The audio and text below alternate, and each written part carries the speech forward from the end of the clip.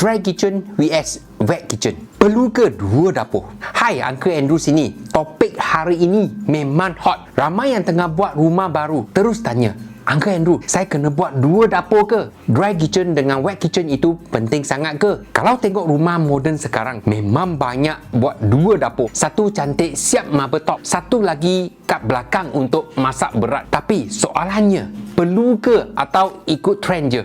Jadi hari ini Uncle akan terangkan apa beza dua jenis dapur ni, kelebihan masing-masing dan bila sesuai atau tak sesuai untuk rumah anda.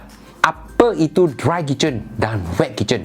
Dry kitchen adalah tempat masak ringan dan nampak kemas. Biasanya dekat ruang tamu atau dining. Tempat buat kopi, panaskan makanan, potong buah, baking ringan, senang kata dapur pameran tapi tetap praktikal.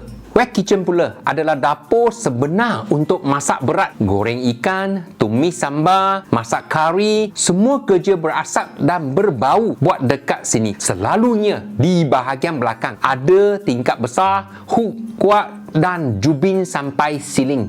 Kelebihan buat dua dapur. Satu, rumah nampak kemas dan bersih. Bila masak berat di wet kitchen, dry kitchen sentiasa nampak rapi, tak ada percikan minyak, tak berasap. Jadi kalau tetamu datang, tak perlu panik. Dua, senang bahagi kerja. Contoh, seorang boleh buat baking kat dry kitchen, seorang lagi tengah goreng dekat wet kitchen. Tak ganggu.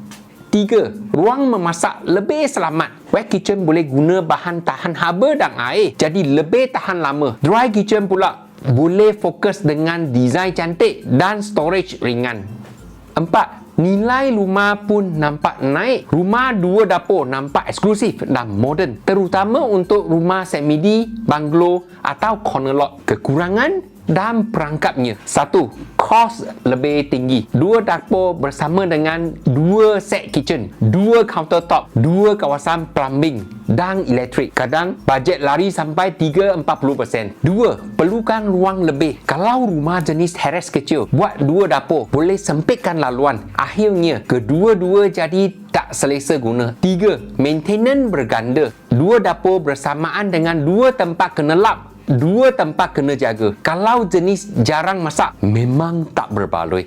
Tips penting sebelum buat dua dapur. Satu, fikirkan cara masak harian. Kalau jenis masak berat setiap hari, dua dapur memang berbaloi. Tapi kalau masak sesekali, satu dapur dengan hook kuat pun dah cukup. Dua, pastikan ventilasi cukup. Wet kitchen wajib ada tingkap atau exhaust fan besar supaya asap tak naik ke ruang tamu. Tiga, guna material ikut fungsi. Dry kitchen boleh guna laminate cantik. Wet kitchen pula elok guna aluminium atau quartz yang tahan air dan panas.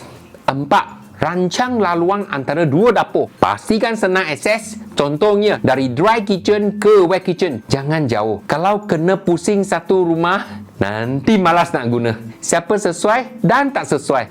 Sesuai untuk rumah landed seperti teras besar, semi-D, bungalow, keluarga yang rajin masak berat, owner yang suka entertaining. Dry kitchen nampak cantik untuk serve tetamu.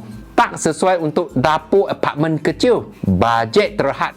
Owner yang jarang masak atau selalu makan luar. Kesimpulan, kalau anda jenis suka masak dan ada ruang lebih, dua dapur memang praktikal dan nampak mewah. Tapi kalau ruang terhad, jangan risau. Satu dapur pun boleh cantik dan selesa. Asalkan susunan dan bahan betul. Macam Uncle selalu pesan, bukan berapa banyak dapur yang penting, tapi sejauh mana dapur itu sesuai dengan cara hidup kita. Itu perkongsian Uncle Andrew untuk hari ini. Kalau anda tengah pening nak buat satu dapur ke dua, komen bawah. Uncle Andrew boleh bantu kira bajet dan layout paling sesuai.